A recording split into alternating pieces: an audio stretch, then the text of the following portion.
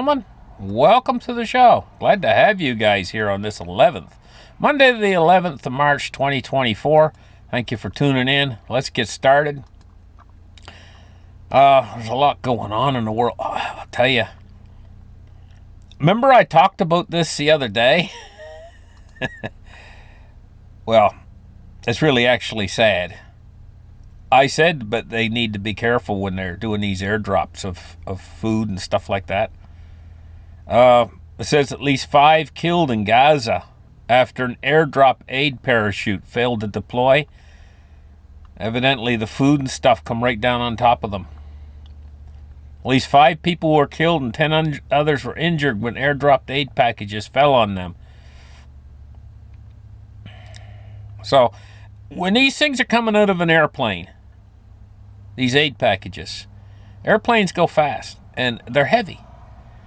And this can happen. It's happened a lot of times before in history, you know. And the people are anxious to get the aid, so they kind of rush in, and well, the parachute failed to deploy, you know. And this is a tragedy.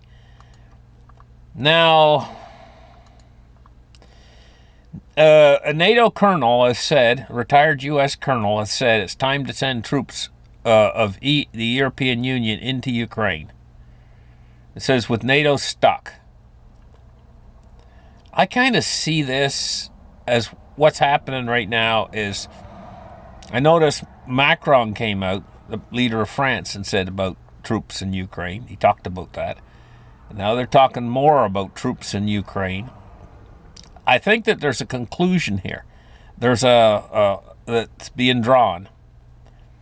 And the reason why is because I think that what you're going to find is right now the ground's mucky in Ukraine. What happens is when you get a winter, they give quite a harsh winter in Ukraine, the ground freezes. And there's a certain time of year, about now, or maybe a little bit later, maybe a couple weeks from now, when the frost comes out of the ground.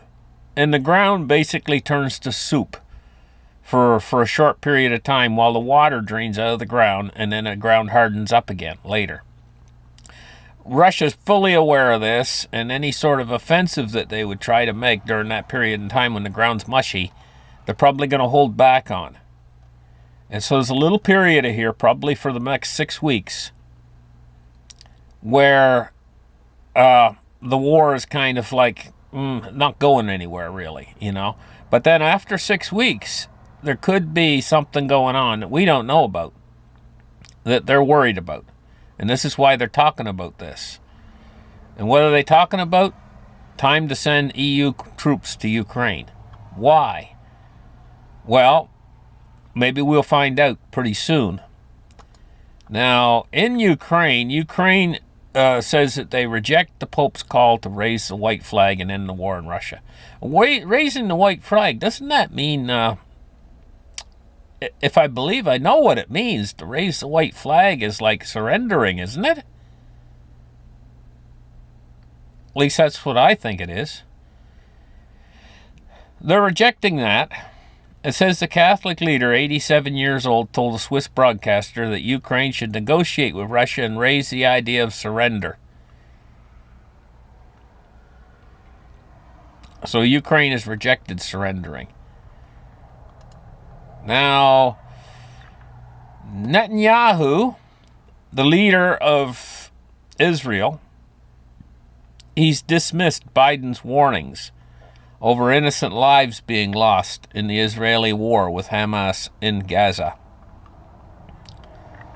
So this is a blatant rejection of Biden's warning. What's going on there? I guess it's 1.5 million people in Gaza there, and anywhere between 1.5, I guess, and 2 million people, and they're all huddled in a small area in the Gaza Strip. And I guess they don't have much food or water. And things are very dire in that situation in there. It's the least that I can say, you know. It's actually probably worse than dire. So this war is continuing there, and tensions are mounting in there, and the whole thing. I mean, this is just part of one of the wars that's going on right now. War is like this. War. You ever heard the old saying, "War is hell"? It's hell on earth. Now, dozens injured after a technical problem on a flight to Auckland. I'm going to tell you something about this. An awful lot of people don't take it seriously. You'll notice that just above your seats when you're flying in an airplane there, you got these little lights that come on that indicate whether you can take your seatbelt off and walk around in the cabin or not. And oftentimes, people will start walking around inside the aircraft even with those seatbelt lights on, and maybe heading to the bathroom or whatever else. Well, those are there for a reason. And I'm going to tell you guys, honestly, an airplane can go through a pocket of turbulence, and it might not last very long. But the airplane will go down quicker than your gravity, and your feet will float right off of the ground. And you will be in midair in that airplane floating through the cabin. And then when the airplane comes down, crash, you're going to come down with it. Bang. Bang your head, you could hurt yourself, you could break an arm, break a leg.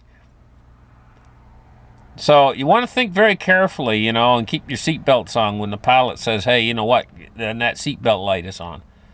You want to think very carefully about walking around inside the aircraft when that happens. Even if your bladder's a little bit full, maybe you should wait just a minute or two until those seatbelt lights go off and then before you head to the toilet. Because here, look, a dozen injured after technical problem.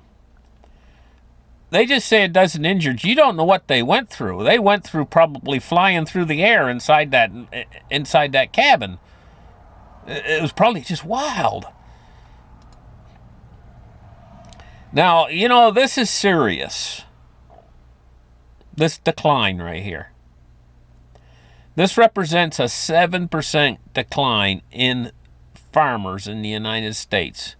It says between 2017 and 2022, the number of farms in the United States declined by 141,733. I didn't even know there was that many farms. It's a lot of farms. But you don't suppose most of these are the smaller farms? We're looking at a 7% decline here, which is huge. Perhaps they're being merged or something with these bigger farms, buying them out or something. I don't know what's going on here. The Census for Agricultural collects the data of land use here for farms. So what did it say here? I think it's 1 point something acres. So it's the number of farms in the United States. According to the U.S. Department of Agriculture,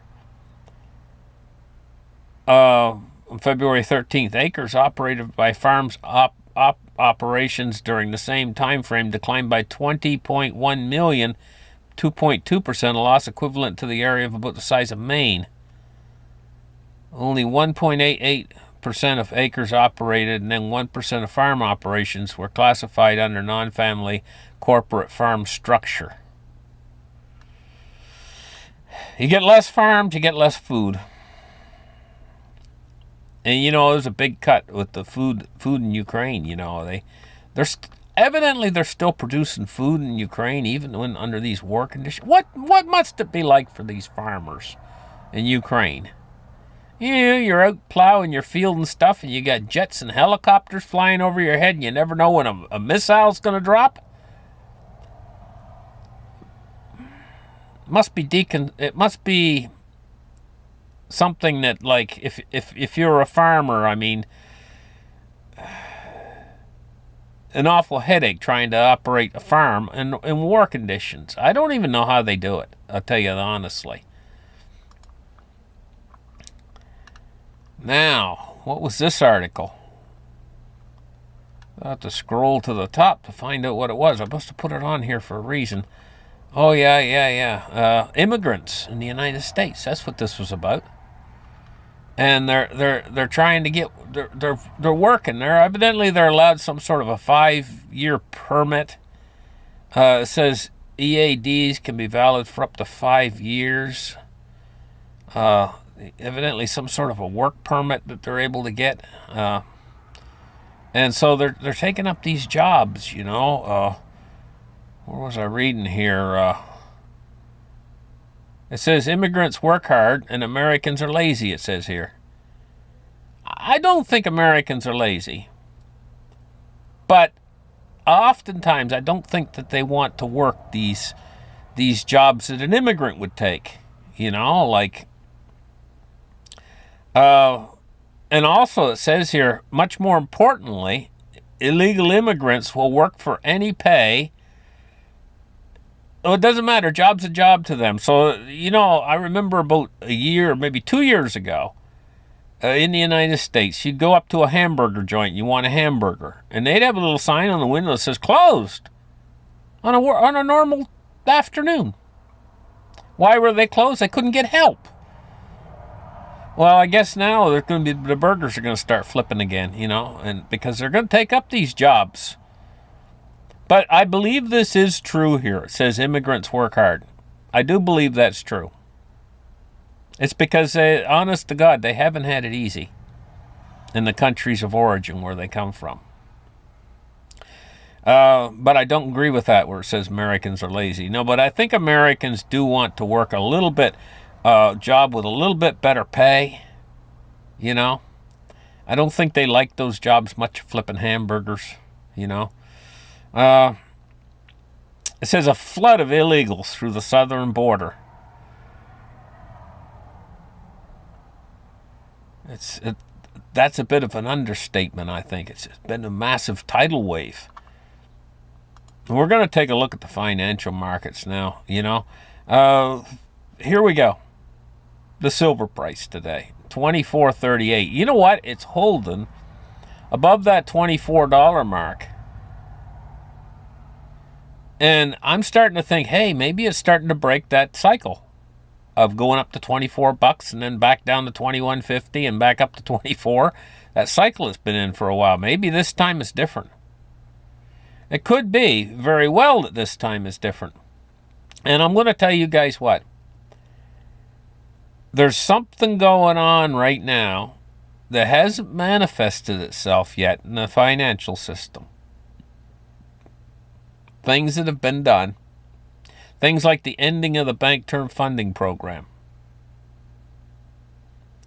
It's going to take maybe a few weeks before this effect of what's being done right now. Another big one, guys, I want to mention. While I'm on the show here, I want to mention it, is there's some sort of a new law that's just went into effect. I think it goes into effect today on the 11th.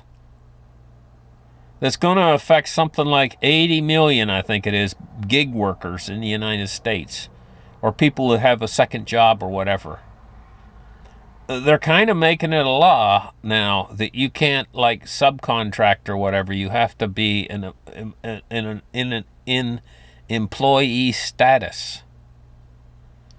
That's hitting too, the same time as they're ending the bank term funding program.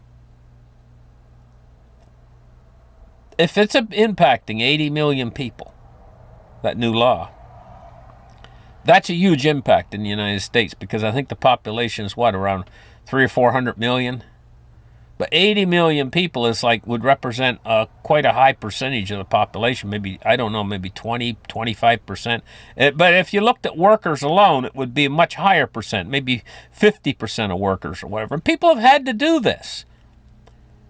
People are employed at one job over here, and they've had to go out and get some sort of a job that's like a sideline sort of a thing, you know what I mean? In order to pay their bills, and now all of a sudden, hey, there's going to be some big fly in the ointment for that? It's going to have some strange effects. Because if these companies say, okay, it's worth it for me to actually hire this person on as an employee, Or the company just might say, well, no, it's not worth it. These gig workers that are working for me, I'm just going to cut them off, cut them out. I'm not going to pay them anymore because they have to either be employees now, or I just don't want them, and they're going to let them go. And so how many of these jobs are going to flip either which way or the other, and how's that going to affect the employment roles? See, I'm trying to figure this thing out myself. It's just happened, and I'm trying to figure out just exactly how's this going to work, and how's it going to affect the economy in general, affect a lot of people's lives within the... And see, things like this, like them ending the bank term funding program and them putting this new law in place and stuff, they take a couple months to play out, then you see the actual effect. It doesn't just happen the day that they do it. It has to work its way through the system and affect people's lives before you actually see exactly what it's going to do. So silver's at $24.42 today. Gold today is at $21.79. It's up 50 cents. But that's looking good. I think that's an all-time high. Gold is really, I'm telling you, we haven't seen that kind of a price. And in an awful lot of other currencies, gold was before it even made it up to $21.79 US dollars. In these other currencies, it was at all-time highs. And she's just, people are going to find out that gold and silver are the backbone of the financial system. I found it awful funny. He did them quite a while. Mark Dice, he did some YouTube videos. This is a few years ago, but he went out in the street and he was giving away 10-ounce silver bars or a Hershey bar. He'd walk up to a person on the street and he'd say, which do you want, a Hershey bar or a 10-ounce silver bar? And, he only had, I think he had one of those silver bars he was going to give away. He never had to give it away. He had a handful of Hershey bars. He gave all the Hershey bars away. And when he come to the last person, he didn't really want to lose his gold bar, you know what I mean? So you could tell he was awfully nervous on the very last person that they were going to take the silver bar rather than the Hershey bar. Because he made it through all those other people, and they all took the Hershey bar instead of the silver bar. But that last person, that's the one he was most nervous of, because it was his last opportunity to lose his precious silver bar. But no, they all took the Hershey bar. You just go into the dollar store and buy a whole bunch of dollar Hershey bars. And what did he pay for that 10 ounce of silver back then? He must have paid like $175 or something for it. Yeah, and this shows you how ignorant people are about gold and silver. But there's a time coming when that's going to not be true. They're not going to be ignorant anymore about it. People are going to learn. They're going to learn the hard way. The gold and silver's money. Bitcoin today is at 72,467. Wow. It's made up. Oh, seriously, I was talking there not too long ago. I said I wouldn't be surprised if it goes to 100,000. Well, it's getting up there close. But I'm scared of this. I'm scared. When Bitcoin gets really high like this, I'm scared, because I'll tell you what could knock it off of its perch. Right now, if we were to get a very steep market correction, like we had at the beginning of the COVID epidemic, that could really knock this off of its perch. So beware, guys, if you're Bitcoin holders. Just beware. I'm just saying. I'm not saying it's going to fall. It might go right on screaming by 100,000. But this is a real gamble, too, because it's really high right now, and it could go the other way just as fast. So beware, be on edge with this stuff. When it gets up to over $72,000, boy, you want to sit there and you want to think. I know there's a lot of enthusiasm for Bitcoin right now. Everybody say, oh yeah, but they always do that. Like if something's really hot, there's always a lot of enthusiasm. I'm just saying. She's looking really, really, really ripe right now, and of course it's going to be looking ripe. Even if it goes up to 100,000, it'll even be looking more ripe. It'll be getting bruises on it. It'll be so ripe. If it goes over 100,000, but it could. So it's a real gamble. Ethereum is at 4,040, and we're looking at XRP at 62.2 cents. Boy, XRP is having a hard time getting lift off. I mean, it was 70 cents there a couple months ago, and now it's 62 cents. It's just having a hard time getting lift off. Now, the Dow Jones Industrial Average is down 109 points at 38,613. Now, see, this thing is really peaked, too. This thing, I'm telling you, Bitcoin and the cryptos are more linked to this thing than you know. A lot of these Wall Street investors are the guys that are into the Bitcoins and stuff.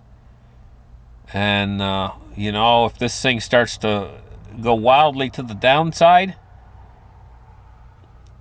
what would happen is they have to satisfy. They get a margin call. They have to satisfy. Maybe they got two things in their portfolio. Maybe they got a lot of equities and some Bitcoin.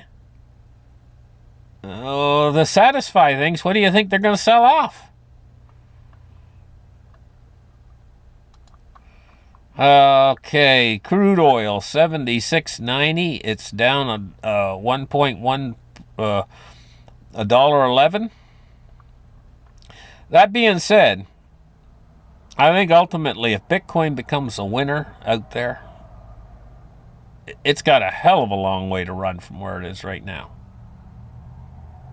If it becomes the winner, it could be.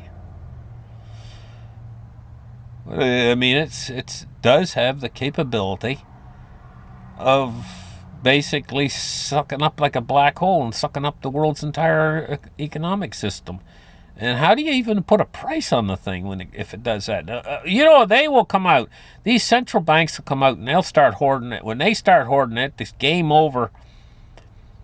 And then they'll probably come out and say, hey, it's illegal for an ordinary person to own Bitcoin. You're only allowed to have the ETF. You're not allowed the real thing. Sorry. That's only for us big mucky mucks. You're going to have to surrender your Bitcoin. And here, you hold these exchange-traded funds, these ETFs of Bitcoin, these derivative products of Bitcoin. You can't have the real Bitcoin. Oh, no, you can't have the real silver and gold either. You're going to have these CBDCs and stuff. Why do they treat, do you know, if they were to treat the people better, it would actually enrich them. To have a vibrant middle class makes the world a better place. And they're destroying the middle class. Not only is it not right, but it comes with the destruction of the system as well. Taking a look at 102.88 on the US dollar index. So we're not at 104 anymore. It took a little bounce today, so it is going up. 0.17. Oh, they did bonds and rates. Yeah, bonds and rates. US 10-year at 4.09. It's up a tad. And the US 30 years at 4.26. And it's up even a smaller tad. 1/10 of 1 basis point. That's practically nothing. We'll catch you guys in the next show. You guys have a great afternoon this afternoon. Time is precious, and it slips away very quickly. And really enjoy your afternoon this afternoon. Because there's a lot of problems out there in the world. We might be facing a lot of problems pretty soon. And so it's good to enjoy every minute you got, before the real bad problems may be hit. We'll catch you guys in the next show. Have a great afternoon. Bye-bye.